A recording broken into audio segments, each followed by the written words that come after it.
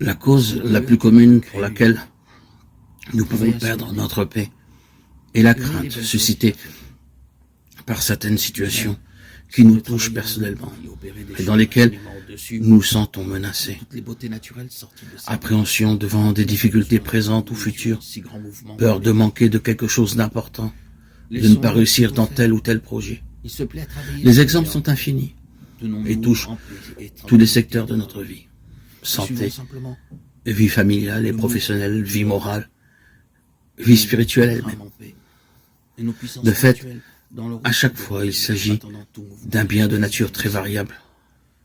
Bien matériel, argent, santé, force, morale, capacité humaine, estime, affection de certaines personnes, spirituelle même. Bien que nous désirons, estimons nécessaire et que nous avons peur de perdre, de ne pas acquérir, ou dont nous manquons effectivement.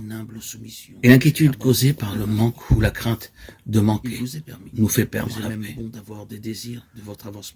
Qu'est-ce qui peut bien nous permettre de rester toujours en paix face à ce genre de situation?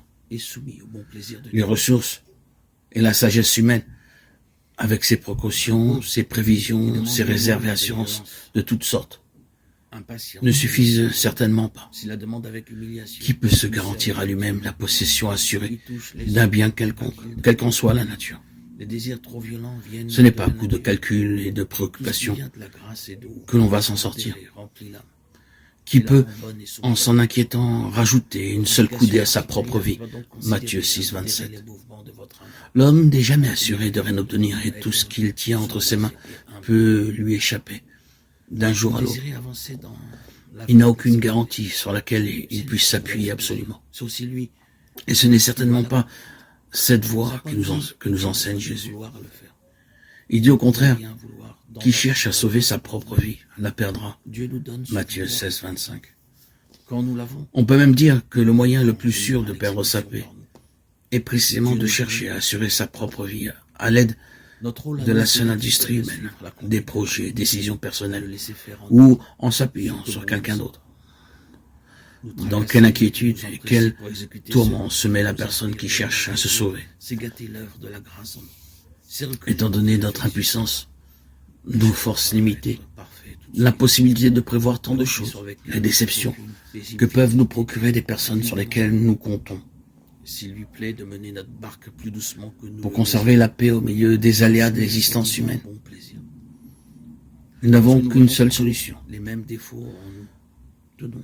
Nous appuyer sur Dieu seul, avec une confiance totale en lui, comme en ce Père du ciel qui sait ce dont vous avez besoin. Matthieu 6, 32. Et pour cela, employons ce seul moyen de nous tenir alors humblement prosternés devant lui, à la vue de notre pauvreté et de notre misère, supportant les assauts de ses défauts avec calme, patience, douceur, confiance et humilité devant Dieu, bien décidé à être tout à lui au milieu de ses défauts, à ne pas les suivre et à les supporter jusqu'à la fin de notre vie, si tel est son bon plaisir. Car remarquez-le bien, une fois que notre âme ne consent pas à ses défauts, elle n'en est plus coupable. Dieu n'y est plus offensé, et au contraire, elle en retire un grand profit pour son avancement